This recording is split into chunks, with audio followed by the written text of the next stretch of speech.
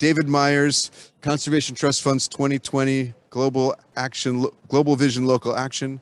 And we're really pleased to have one of the amazing authors of this report that we put out last year to present sort of an overview of some of the conclusions. And then we're going to follow that up with a panel, an amazing panel with 3 amazing panelists who I'll introduce after that. And so Amílcar, going right to you here. Thanks. And the mic's on now. Okay, thank you. And I need this, I guess.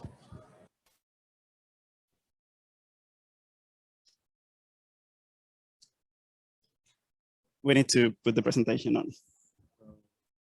Come on.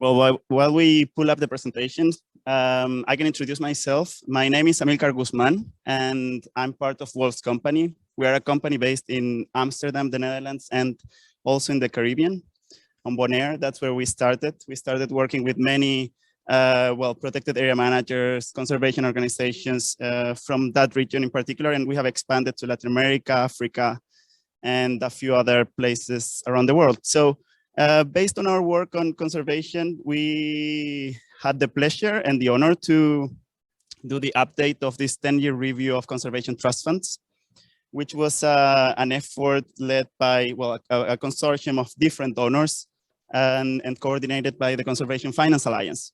So we started in 2019 and we finished the report in 2020, which was a very particular year. So we decided to name it, instead of the 10-year review, Conservation Trust Funds 2020, because I think it's a year that will stick in everybody's memories, right? So without further delay,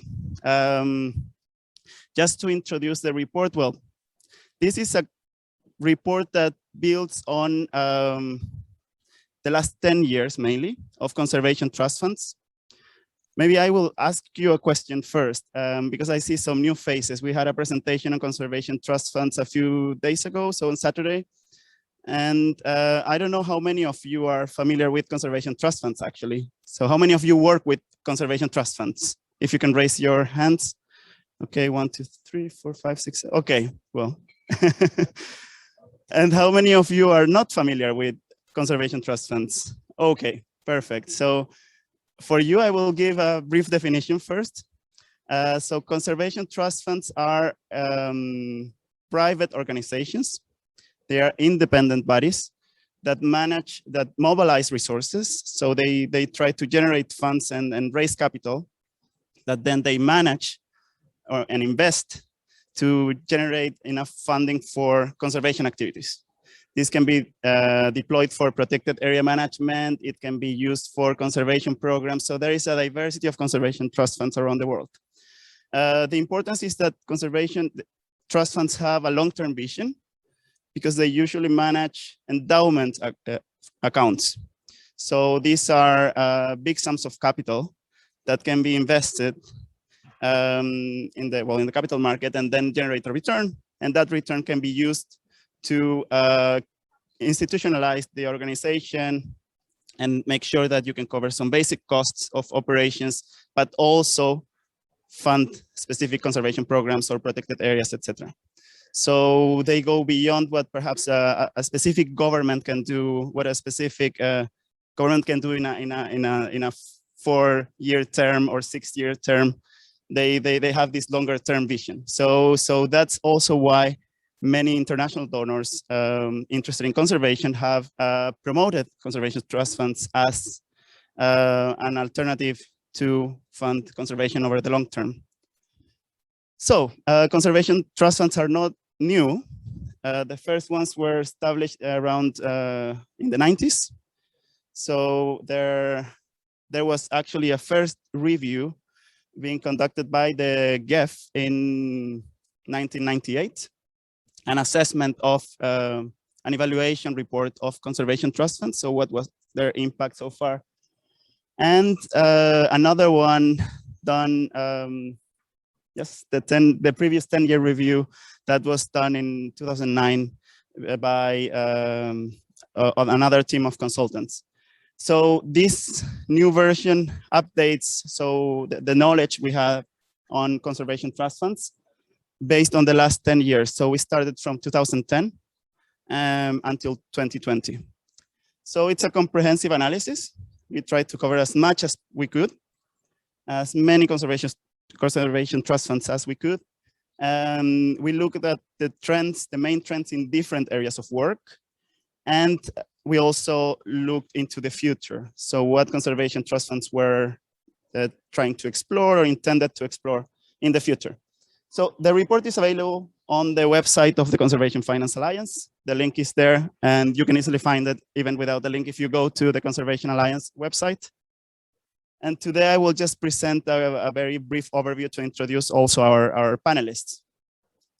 So the report was based on a substantial amount of data, and we combined qualitative data and more quantitative data. We had many in-depth interviews, so we spoke with more than 65 people, including donors, conservation trust funds, experts. We had a task force of around 25 different conservation trust funds, donors, the networks of conservation trust funds as well, who brought very important insight into the report. We also had a survey, and that's one of the very important tools we used, a survey that was answered by around 50 conservation trust funds, which is around 50% of existing conservation trust funds in the world. So that's a good representation. It's a very good representation, and that helped us identify some trends from the last decade. So this is an overview of where conservation trust funds are located, or where they have, what's covered in their scope of work. So since 2010, 40 new conservation trust funds were established. There are 108 in total at the moment, or at least when we completed the review. Some of them are as old as 30 years. So they are very strong institutions nowadays, or some of them have mutated over time. Some of them have closed, which happens because of different reasons. In some cases, it was because of their founding documents. They were a donor, provided a donation, and it had an expiration date, basically. So when the funds were used, they had to close, maybe because they didn't have the capacity to raise additional funding or capital, or many other reasons. In some other cases, they also were merged, so they might have become something different or became part of another conservation trust fund. So there have been a few changes out there, but this is probably too specific for this session. And if you have questions, we can discuss that as well. There are a few key enabling conditions. So personally, I also work on marine protected area finance. So I work at a lower level, so really on the ground. And many protected area managers ask, sometimes when we discuss financing strategies, they say, well, let's establish a conservation trust fund. Well, it's not that easy. It requires a few conditions. Leadership is very important.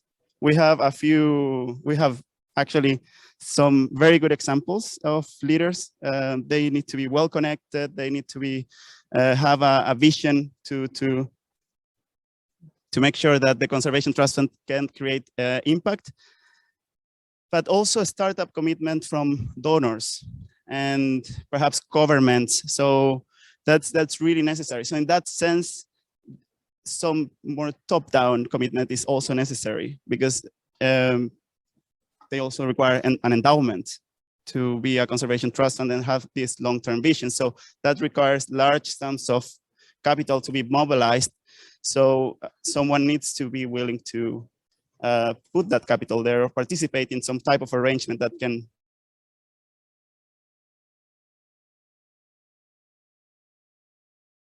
let's just establish a conservation trust fund and we just do it from the ground. It needs as well, if that's the case, then it needs a number of other conditions. So that's very important. Partnerships with governments are also very, very important, because many CTFs work at the national level and they need them to, sometimes many conservation trust funds have been established to support the government as well. So one of maybe the strongest points of conservation trust funds is, well, building trust. It's already in their name, right? And they do that by well, many, I have explained already a few different actions they take and some of their characteristics that help them build trust. Some of them are also described here. And there are some practice standards that cover many of these aspects that help CTFs become strong institutions that can have a seat on the table, participate in decisions, make sure that they have influence in policies, for example, that can benefit nature conservation, etc. So one effort that has been done in parallel is the update of these practice standards that we also had the chance to do, and we were presenting this on Saturday, and which is a tool that covers many different areas of work of conservation trust funds towards this goal, building trust and becoming stronger institutions. Now, many conservation trust funds started in the 90s and early 2000s as organizations that focused on protected area systems. So they were created to support activities in protected area systems and mainly terrestrial systems. So they would support the governments or specific protected areas. But over the last 10 years, there have been a shift towards marine and coastal systems as well, or more integrated models of management that involve both terrestrial and marine and coastal. So, and all the linkages. So conservation trust funds now issue grants for, well, the creation of marine protected areas or the effective management of marine protected areas, or to support projects that, for example, benefit the blue economy. So there are some areas that conservation trust funds have been exploring over the last 10 years that were not part of their comfort zone. The same goes to building capacities, because there have been an increasing recognition of the importance of the enabling environment. So let's say conservation trust funds started focusing on protected area, but over time they have realized that it's also important to focus on what's around the protected area and what enables that protected area to become actually effective in their conservation goals. So building capacities is something that many conservation trust funds are also, so we see there more than 64% of existing conservation trust funds are also building capacities. And then, well, they have also become more involved in policy development and influencing policies, mainstreaming biodiversity into policy making and decision making as well. They're also working with communities more and more. Yes.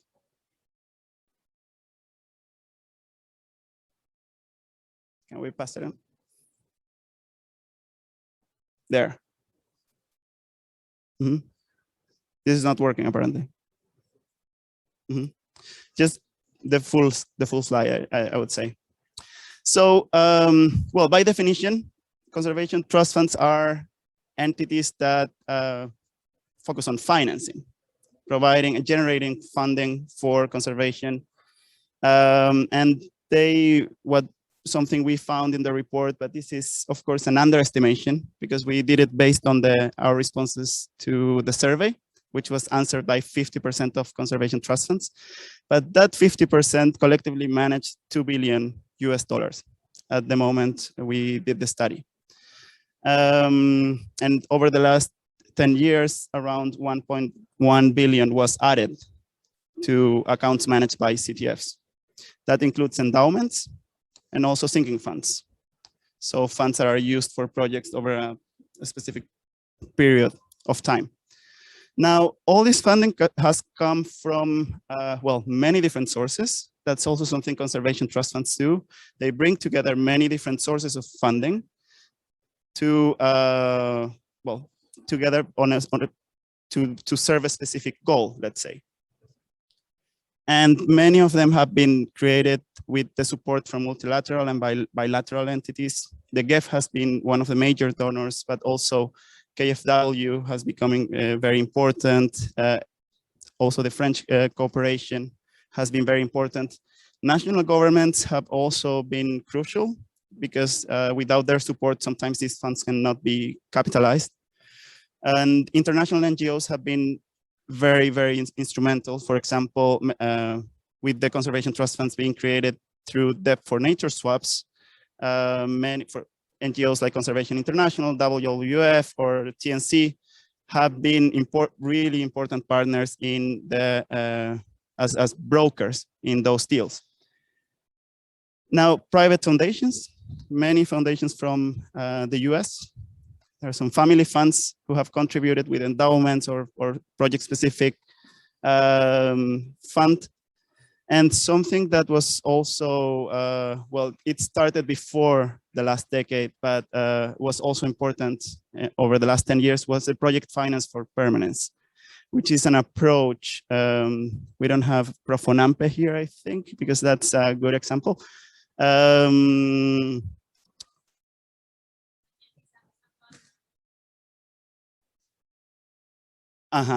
Perfect. So if there are any questions, we have someone who can answer from practical experience what project finance for permanence is. So it's basically a single deal where when you bring many different sources together at a specific moment, and it's based on very detailed and strong planning, financial planning, and also strategic planning for a long term. So it can be 20 years, 30 years, and then there is a single closing. Everybody signs the agreement at the same time, and then the fund can operate with a long-term vision since then. So that was also very important, and there were a few new, 3 or 4 new deals based on project finance for permanence approach over the last 10 years. Now, this is very detailed, and I know it's very small, but I will just say here, these are the financing mechanisms that conservation trust funds have used to generate funds and raise capital. There is a big diversity, but there has been a strong focus on donations. So it has been mainly these donations received from multilaterals, bilateral, and so on, and debt conversions were also important, but not as important as in previous decades. So those are the main mechanisms, but there are also some emerging mechanisms.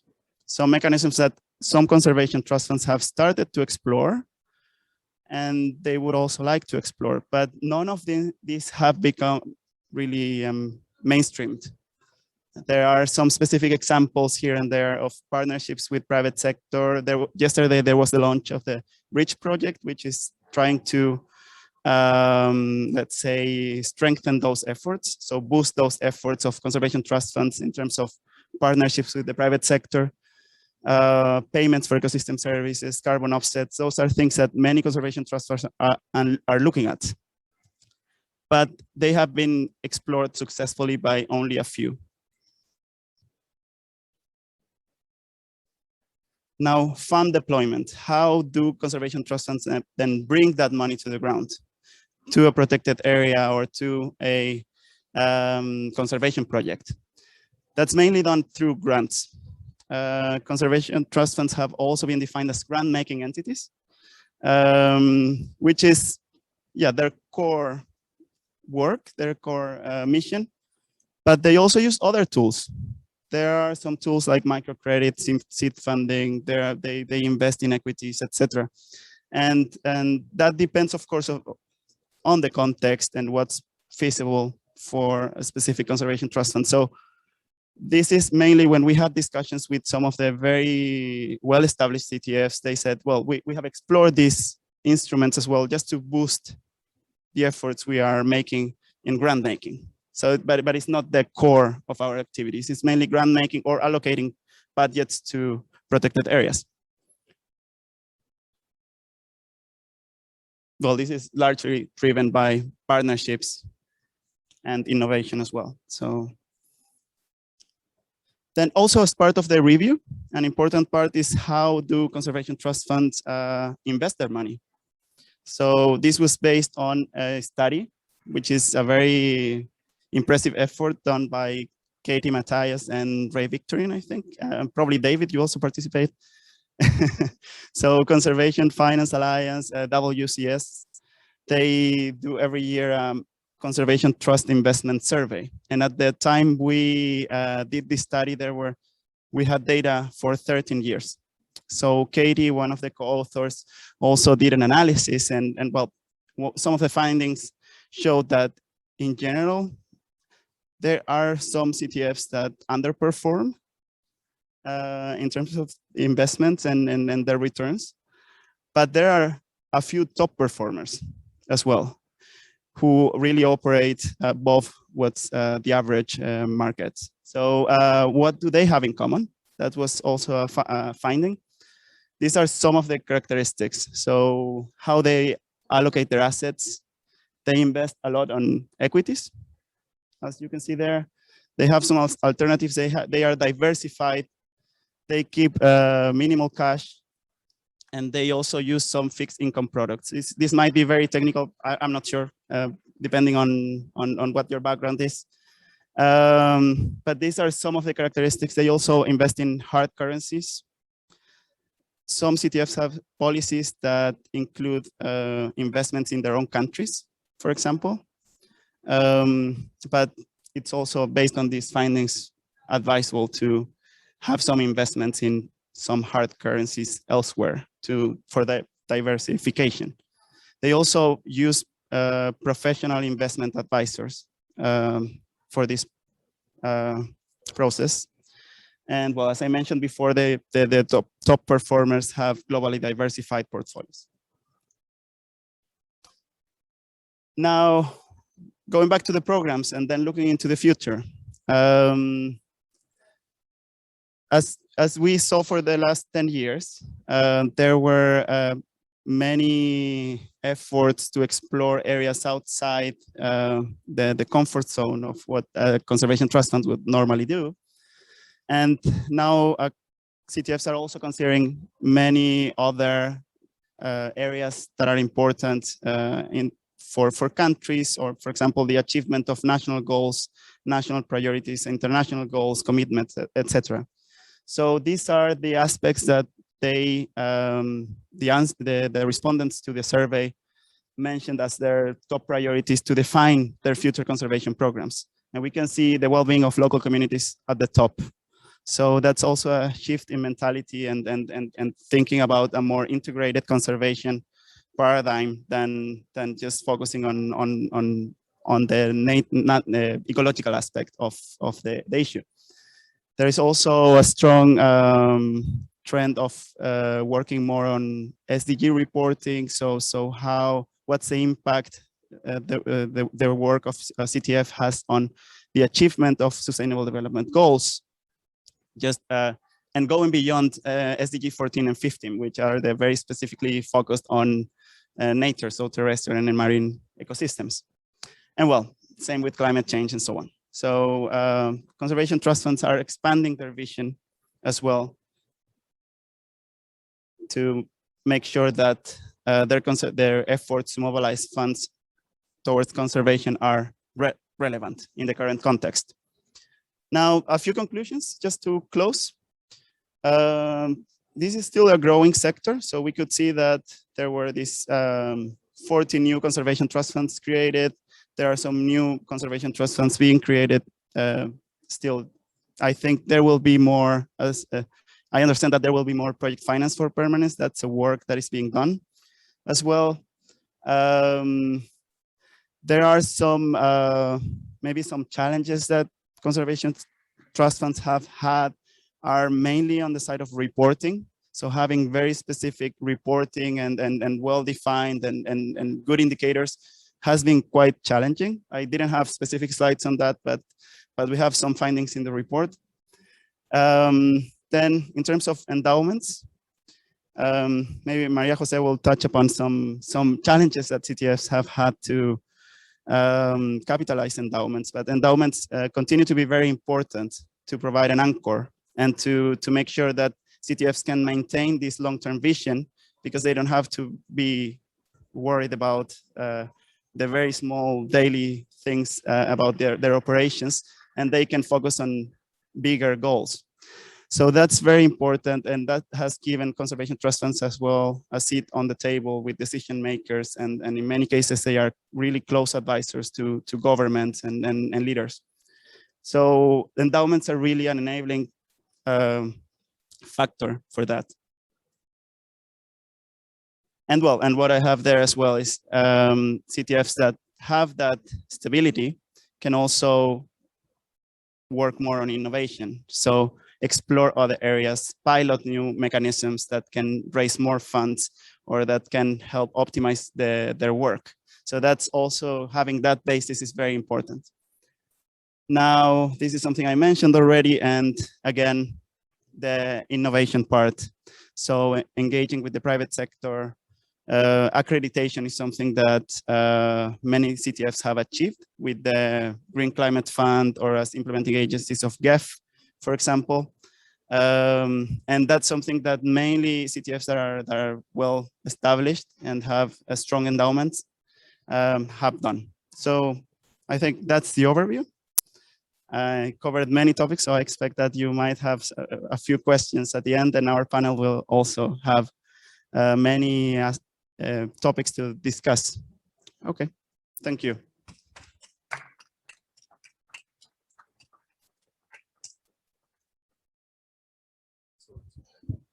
Thank you so much, Amílcar. Just really, if you haven't read the report, I highly recommend downloading it. You can get it on the CFA website, conservationfinancealliance.org. And it's the report's really fantastic. It's a great read. Nice executive summary if you want to just read that part, but otherwise, everything's perfect all the way through the annexes, which are great. So, so I'd like to invite our panelists up here. We have 3 panelists and 2 chairs, so it's fortunately one of them is not here right now, but Kumar's going to bring the other chair. So you guys can come on up here. And we have Romain Renoux from MedFund, and María Jose Gonzalez from the MAR Fund. There's a pattern here. And then finally, Sylvie Goyet will join us in a few moments. Take your time, no rush. And from Sylvie Goyet is a special advisor to the Prince Albert II of Monaco Foundation, and has been involved in trust funds for a long time. So let me get you a microphone here. And so there's a lot of talk about conservation trust funds.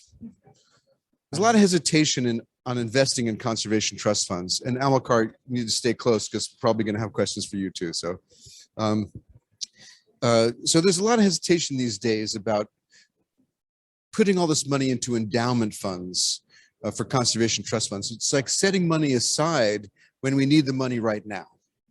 Okay, and this is an argument we've heard over the years, and you know, it's a valid argument. It's one that requires some thinking. How do we balance current needs with future, for future needs? My personal assessment is the institutional value of the conservation trust funds is so much more important than worrying about money now versus money later, because we need more money now, but that money could come from so many different places. And the value of conservation trust funds as institutions greatly outweighs this discussion. And, it's almost to the point where we shouldn't even have the discussion, but still it's something that comes up. So I thought we'd maybe start with that. So the sort of first round of questions is going to be this: introduce yourselves, introduce what you do, and then tell me why you think conservation trust funds are important, so that this argument about now versus the future is just not important at all. Okay. So Hello. Thank you, David. Can you hear me? Good morning, everybody. Yes, what David is pointing out is a key question that has come up once and again. And sorry, my name is María José Gonzalez, and I work for the Mesoamerican Reef Fund, which is a regional environmental fund established to support conservation and sustainable use of resources and restoration in the Mesoamerican Reef region, shared by Mexico, Belize, and Guatemala and Honduras. And I think conservation trust funds are important because they are established to be permanent mechanisms, constant mechanisms that will be there for the long term to provide support for conservation, restoration, sustainable use, and other initiatives for the very long term. As Amílcar mentioned, they go beyond government terms. And that is very important. They create solid relationships with the organizations and the people they work with on the ground, and they are able to raise funds from different sources to support those conservation initiatives.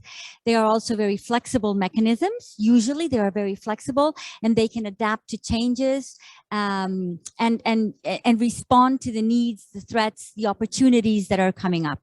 So I think they are key mechanisms, really.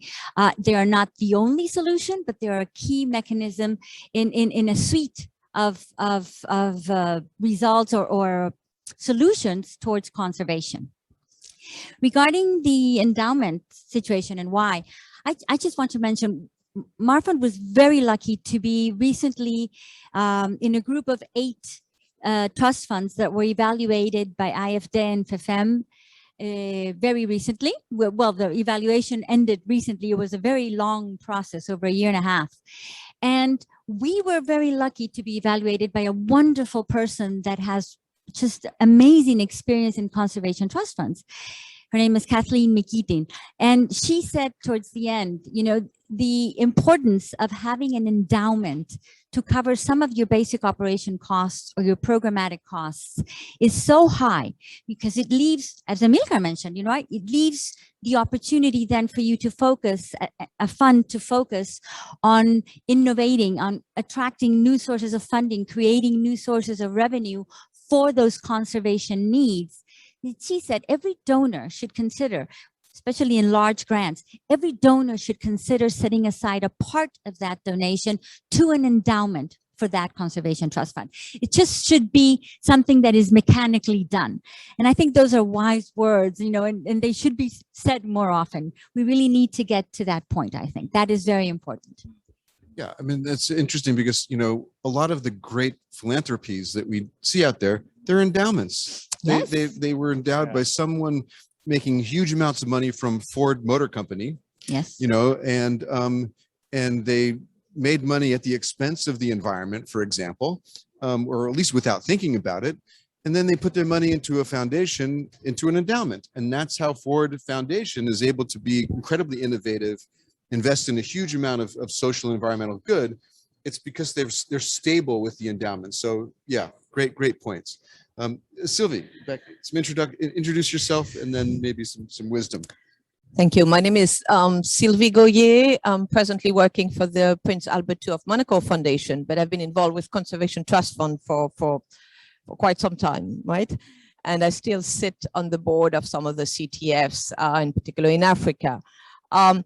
Just want to, I second what María José just said. Of course, I'd just like to add, reminding you of the name CTF. I mean, it's conservation first. That's the impact we're trying to get. And CTFs are firmly grounded in the territories where they disperse and where they act. So they're very connected to conservation. That's the impact we're trying to get. It's trust, as was discussed by Amílcar just before. So trust is all about governance, is all about safeguards, is all about a solid institution to inspire the trust of the beneficiaries, but also of the donors. And it's a fund, so it's a financing instrument. So those 3 letters, I mean, maybe to me, maybe now it's not that innovative, but 20 years ago when the CTFs were established, I mean, they were really an innovative vehicle because really reaching between conservation and finance. So I think to me, that's the first point.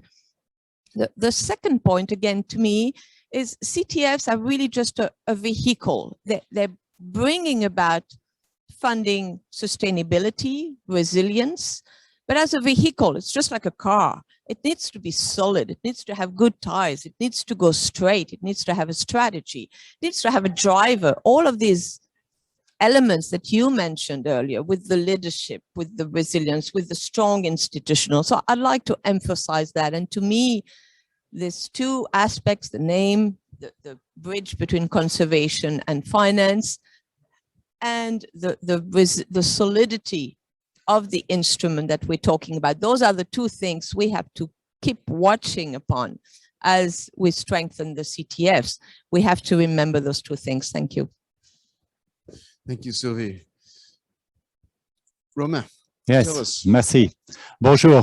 Good morning. So thank you very much for the invitation. So my name is Romain Renoux. I'm the executive director of the MedFund, which is the first trust fund dedicated to marine protected areas in the Mediterranean region.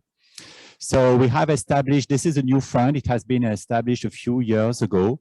And maybe to add on my colleague's point of view, I would say that trust fund, of course, they do anchor their mission into endowment window, endowment fund. But we also have the capacity to develop other kind of windows, such as a revolving fund or even the thinking fund, which means to reply to your question, David. I think that trust funds are able to fund and to support protected areas in the long term, but that does not prevent to use fund for donors in the short term too. I think that we are flexible in the way we design our tools so that we are able to gather, different range of donors into our organization.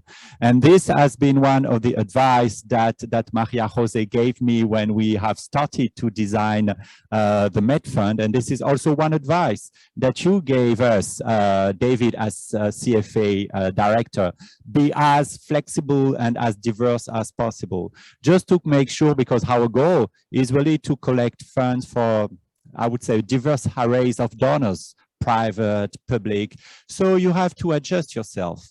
I mean that you are talking about conservation trust fund as cars, but people like big cars, other like small cars, other one like, you have the wheel on the right side, the wheel on the left side. Okay, trust fund is all of that. It's like a Swiss knife, So I think this is the way we have designed our fund, just to seize an opportunity and to make sure at the end of the day that we can raise as much as possible to fund as many MPA as possible in the Mediterranean region. So we have to have a clear vision and a clear mission. Then I will also say that to us, because the MedFund is a regional trust fund that is working at a Mediterranean scale, it's also a cooperation tool between countries. And in our board, we have representative from the government of Tunisia, representative from government of Monaco, representative of government of France, Albania, Morocco. And we bring the issue of marine protected areas and unprotected areas on the table of very high level political leaders. And I think that our goal is also, as a trust fund, to bring the issue of protected areas at high level. As I say, for me, one of the most important values of Conservation Trust Fund, aside from helping move money in a way and manage money, is their institutional value. They become key players that get a seat at the table with government, with donors. Oftentimes, like a national NGO and non-governmental organization, they don't get to negotiate as part of high-level delegations, whereas a trust fund, because they can bring money to co-finance certain activities, are seen as a partner at that high level, and I think that's really important. One of the things that the report sort of struck me at is that there is a growing number of trust funds. So this mechanism is really appreciated. I'm actually involved in setting up 2 right now, and the amount of money that they've raised over the last 10 years is substantial. But the diversity of mechanisms, as you're talking about, I think is a really key point. So how do we diversify financial flows? What are some of the great opportunities as you see going forward to not just build up the endowment, which we all agree is an essential piece, but also to channel money from donors or channel money from other sources out to the communities and the protected areas and the organizations that conservation trust funds are supporting? What are some of the great opportunities here that could really benefit from the institution being established and functional and transparent and under good governance? How can we use that and really ramp up financing for nature? Anyone want to start? Thanks, David. Yeah, like you, I was struck with some of the conclusions of the report. Well done. It's great to have this good picture of conservation trust funds. I think one opportunity ahead is more like the nexus approach. We've been, of course, conservation is about biodiversity, conserving biodiversity. But in the recent years, I mean, we've been faced with the issue that everything is connected, and we're now talking about climate and biodiversity and ocean being one nexus approach. There's a lot of money in climate change these days, and that's fine. It can benefit biodiversity for sure. I'm convinced of that, in particular through nature-based solutions as one of the elements of the NDCs of some of these countries and one of the elements to fight climate change.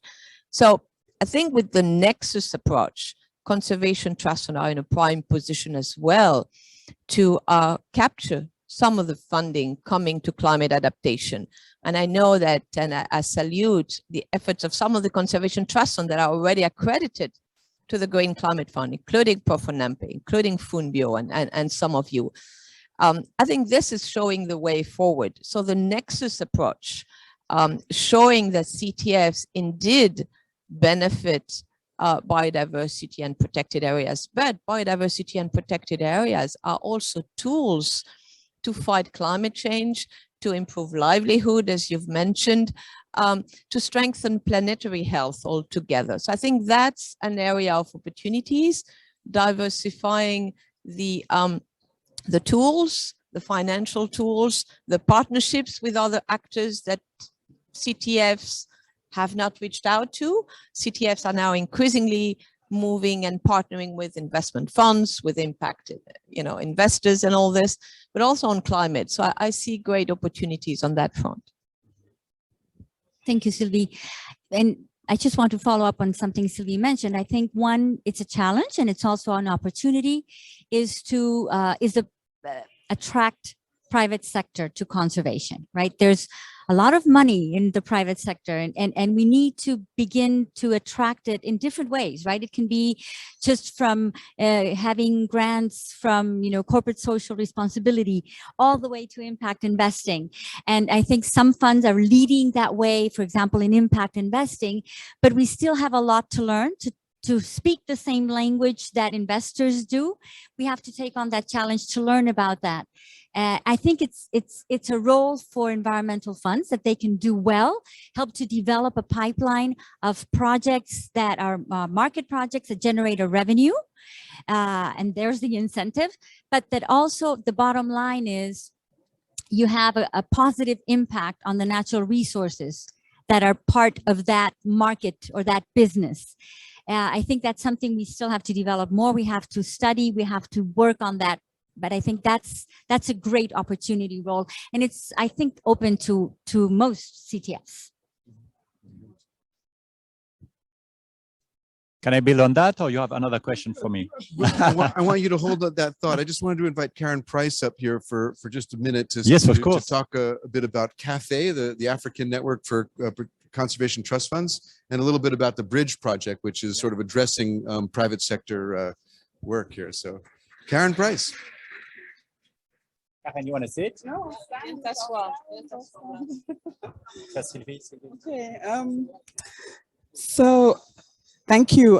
Good morning, everybody. I've been hijacked, but that's fine. So, I know he is a hijacker. So, I think just further to the conversation we've already started, I think we've just had a very important point about how conservation trust funds can engage better with the private sector. And for those that were here yesterday, we signed off on a very important agreement between FFEM and REDLAC, which is the Latin American and Caribbean Network of Conservation Trust Funds, and CAFE, which is the Consortium of African Funds for the Environment, on a new project called Bridge, which will be conducting capacity building, mentorships to support, promote and support engagement of CTFs with the private sector.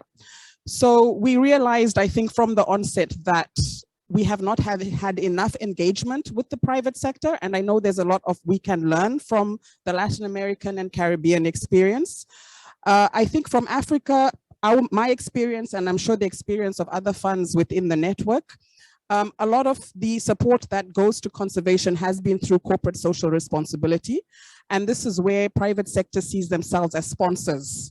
So you approach a bank, you approach, a company of sorts, and they want to support you with T-shirts and caps because they think, that is supporting conservation and that's supporting biodiversity. And they have their logo and they think we've done our part. Next year, let's support, health, let's support agriculture, let's support something else. So really through this project, we're hoping to better engage with private sector so that we are not working with them. They do not see themselves as sponsors, but really to change that mindset and the understanding of how conservation trust funds work. It's a very big window of opportunity for private sector to appreciate how conservation trust funds work, and obviously for conservation trust funds to appreciate and provide a platform for discussion about what biodiversity conservation is all about. So, I mean, in some of my experiences, it's not just about planting trees. They come in and plant trees and they think they've done their bit and that's it.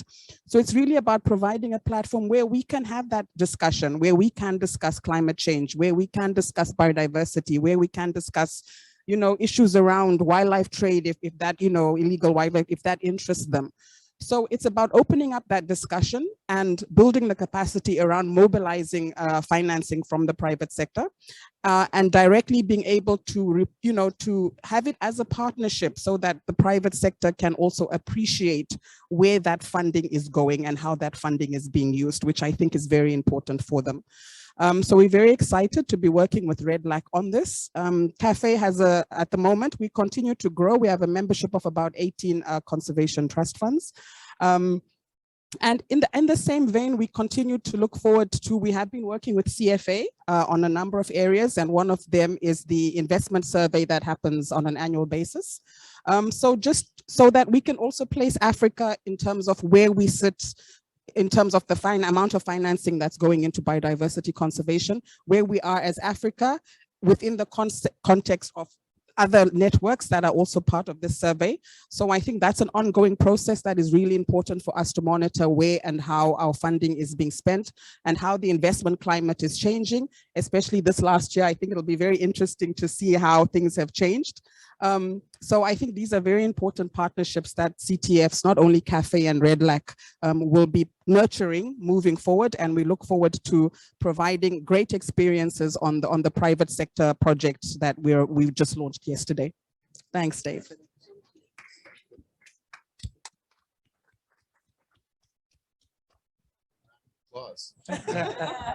These guys did.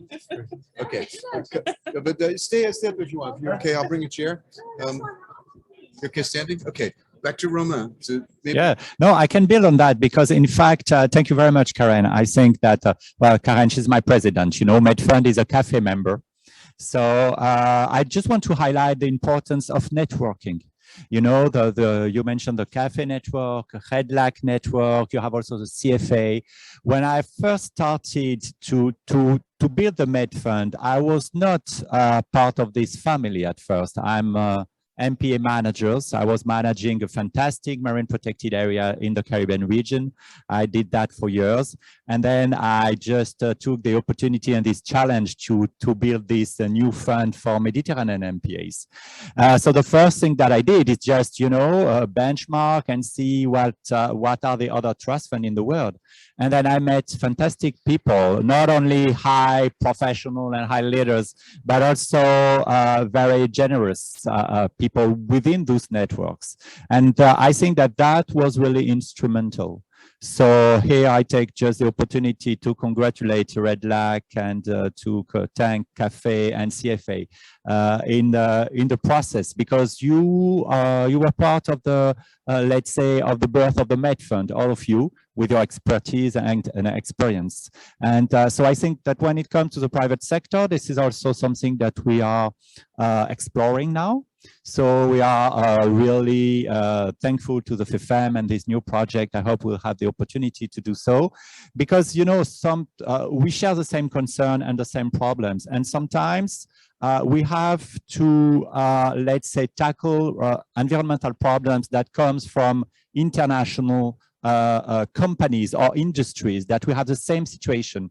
Just one example, the cruise industry. You know, the cruise ships, that's huge industry, huge people. They are very active in the Mediterranean region. Those are the same company that are going to the Caribbean region during our winter. So we have the same people to talk to if we want to build a sound deal with those cruise industry. So I think that this kind of networking at a global scale will be very, very important. And I already have a lot of opportunity to submit to Bridge in the following years. Great, thank you. I just want to take maybe a question or two. We only have about 5 minutes left from the audience. Great.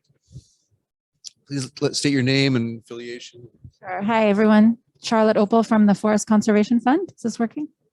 Okay, so we work trying to get the private sector to invest in conservation. And my experience so far has been that they don't have the cash to commit to an endowment up front. And I was just curious if there were, maybe you found experiences where there's like a regular donation coming off a product. Maybe that depends on the landscape where they want to do conservation so that way they can commit to long-term funding, but the funding doesn't come in today, it comes in trickles over time. Are there any examples of that? Thanks. Yeah, I can share one experience. That's a very modest and humble experience, but still it's working. Within the MedFund, we have set up a network of aquariums and zoos across the Mediterranean Sea.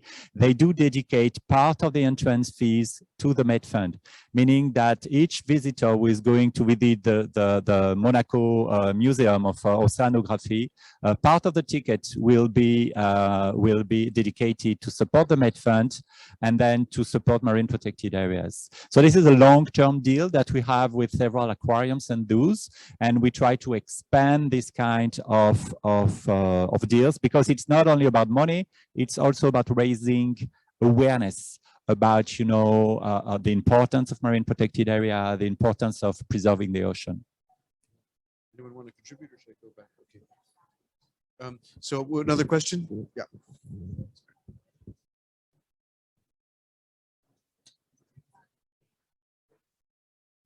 Hi, good morning, everyone. Nice to see you again, Amílcar and David. So in Belize, we have the Protected Areas Conservation Trust that was established in 1996. It is one of our main vehicles for financing protected areas.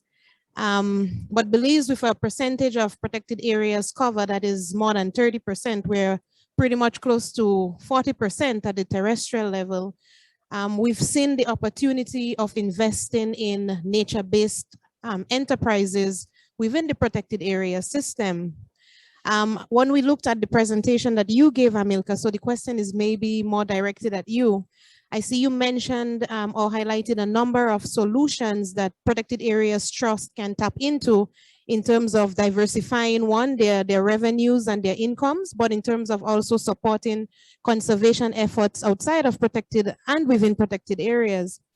My question is, what are some of the challenges that you may encounter in diversifying, for example, from a grant-based trust to a trust that goes into microfinancing and providing that capital for those nature-based enterprises?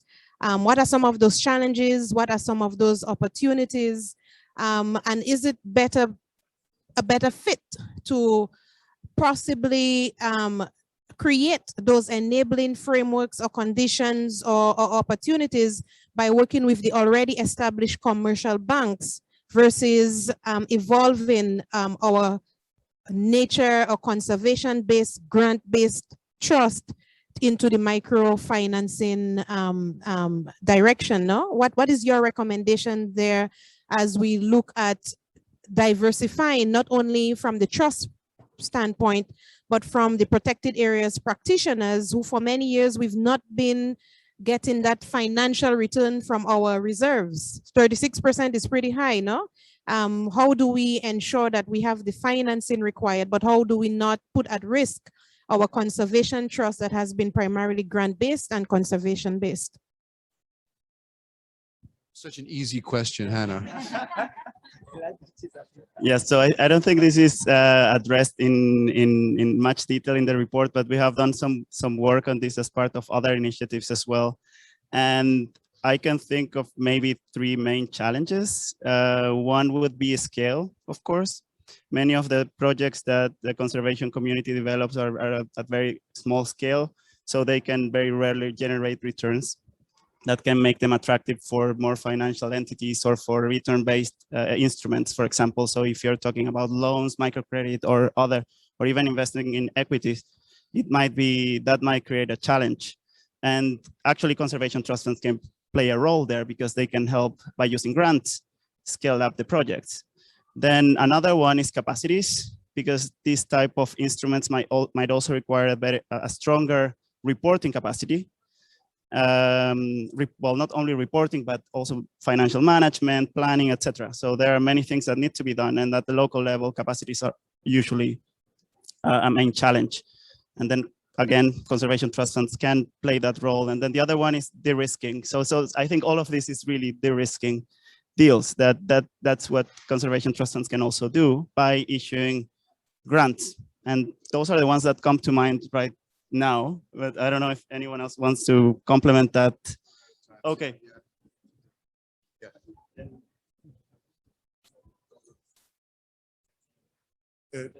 If you can, real quick, yes, that'd be great. Okay, right. So we are pretty much out of time. I want to thank. I know there's more questions. I'm sorry we were not able to get to them. But what I would recommend is that after this session, because we have another session coming up right now about reforming harmful subsidies, which is going to be amazing. But if you have questions, please grab one of our panelists after the session and please ask the questions to them directly. And I want to thank a great panel and guest star for joining us. And thank you all for listening. Appreciate it.